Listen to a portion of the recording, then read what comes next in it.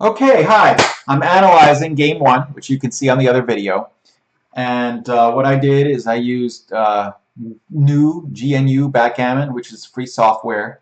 It's a backgammon program that allows you to get hints and allows the computer to analyze your moves and allows you to play against the computer a variety of different levels. Okay, anyway, I'm pretty proud to say that I played this game pretty much perfectly. Usually there's a few errors which show over here where it says you, these are my moves, in red for bad errors and blue for moderately bad errors. So the computer thinks I made a pretty good move every time.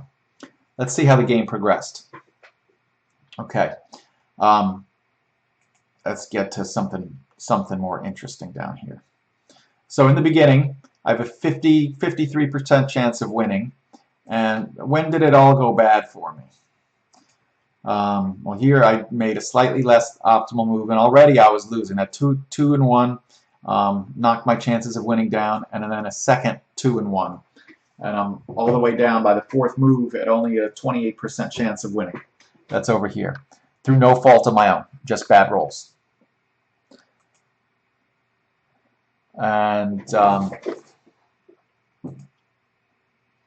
okay, so here I moved 11 to 8, which is I covered here. I covered this black chip on this other black chip and the 11 to the 8 position. It says that was an okay move, but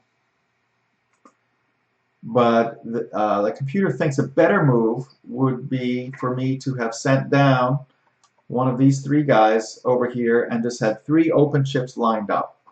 And the reason why that could be a good move, even though I didn't do it, is when you have 3 open chips lined up and you have no risk of getting hit because the white chips can't go backwards, it'll be much easier to fill in the 2 open holes. So when I hit, if and when I hit the white chips, they'll have a lot harder time coming in off the bar.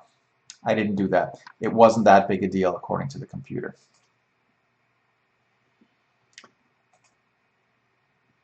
Okay, so here's another one. I rolled a 6-4 from this position, and I moved all the way down from here, position 13 to 3. It said that's okay, but not so great, and he would have preferred, again, that I did a 13-9, move both of them down, 1-6 and 1-4. Probably for the same reason as before, it makes it more likely to close up the 4 spot.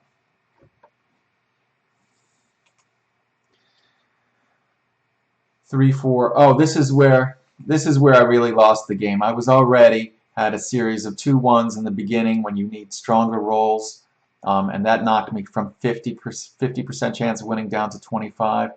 And then the killer, he got a 4-4 over here, and that really nearly eliminated his chance, the white chip's chance of leaving an open man.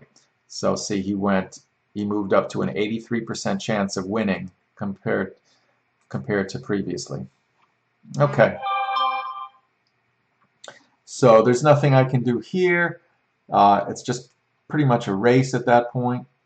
10-1 is what I did, and he chose 10-4 and 9-6 for the same reason.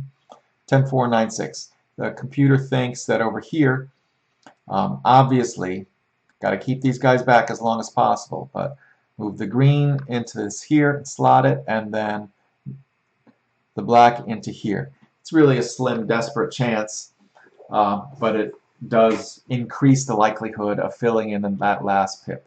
If the white backgammon computer guy were to leave somebody open and I were to hit, at that point I would have the upper hand. But alas, we know what happened.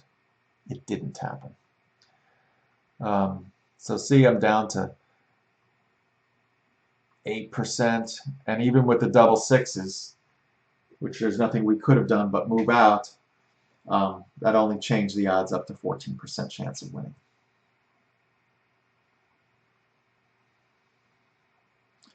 And here, 14% chance. And then he responded with a double 6, which is really the killer. His double 6s made him a 98% chance winner, and my response only moved 98% chance, or I would have 2. My response of a double 6 at that point was just plenty, but too late. My chances of winning only went up to 4.5, 1.5, and then finally it was 0 here. I should have waved the white flag. So that's the game. Usually it's more interesting because you can see how I screwed up. Let me show you over here, GNU, just so you can see how great it is. I always analyze the game, which I did before this video, and then I look at my statistics over here. So GammonBot, which is the computer, usually, almost always, gets somewhere over 2,000. That's like a world-class backgammon player. I got 1929 here, which is very, very good. That's about as good as people can get. You can win a tournament on that. I usually don't get that high. I usually get around 1,800 to the high 1,700s, which is still good. It's certainly, you know, it's not necessarily tournament winning unless you're lucky, but it's better than your typical just having a good time backgammon player.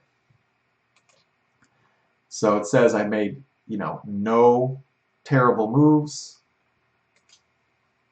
and there was the doubling cube, which it does analyze, didn't apply because this was a 1-point game.